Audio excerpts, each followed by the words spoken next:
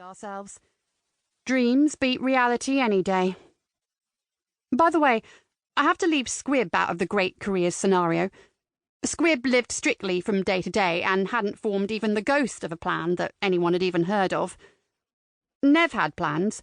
They came in the form of a 20-page synopsis for his novel, which was likely to rival War and Peace in length. Every day he tapped away relentlessly on an old W.H. Smith manual machine. I've sometimes wondered if he ever finished it. Squib was a pavement artist. He could copy anything. Some people would say that wasn't truly creative because it wasn't original, but they hadn't seen what Squib could do with a box of chalks and a few clean slabs. Old masters, which had been reduced by familiarity and brown varnish to the status of museum pieces, emerged breathing new life from Squib's fingers. They spoke so eloquently to passers-by that several were visibly disconcerted by the vibrancy of the chalked faces at their feet. In an episode which Squib regarded as deeply embarrassing, a passing art critic became so enthusiastic that he talked of presenting Squib to the world, together presumably with some purpose-acquired slabs to work on. The idea of being taken up by the establishment had so terrified Squib that he'd simply melted away with his tin of chalks and taken to improving the pavements of the provinces until he thought it was safe to return to London.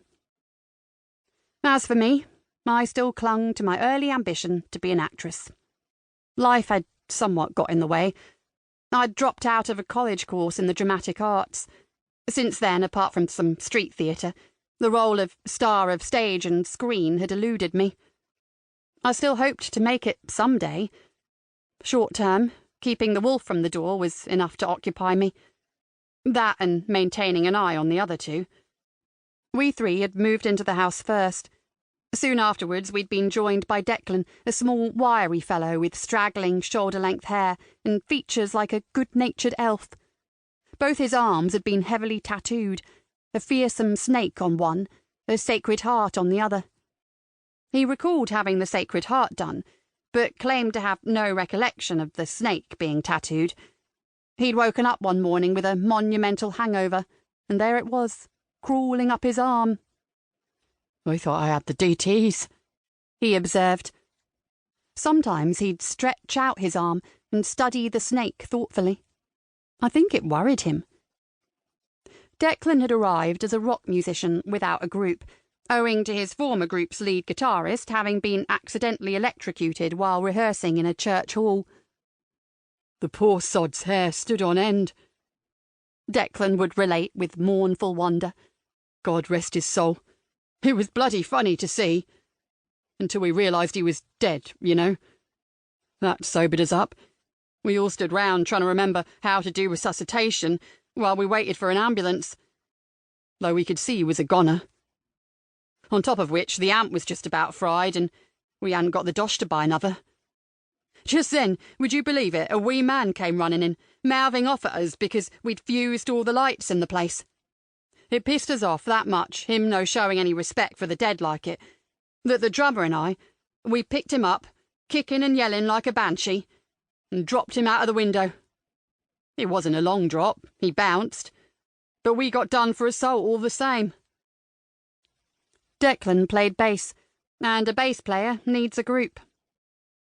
A little later, Lucy and her 2 children had come along. Lucy wasn't an artist of any sort. She'd run away from a violent husband and had been staying at a battered woman's refuge a few streets away. I'd got talking to her one day while I was serving in Patel's corner greengrocer's shop. She was buying carrots for the children to gnaw. Raw carrots are full of vitamin C, don't contain the sort of acids which drill holes in tooth enamel, and are cheaper than most fruit. She was trying to get herself somewhere permanent to live, and a job. The refuge was full, and she felt she couldn't stay there much longer. The palm of her left hand was badly scarred, where her husband had forced it down on a glowing red hot plate during a row about his dinner being late.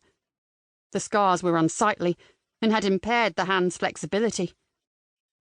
She was conscious of it, and always told anyone who asked that she'd done it herself by accident. She'd told me the truth one evening, after she'd come to live at the house.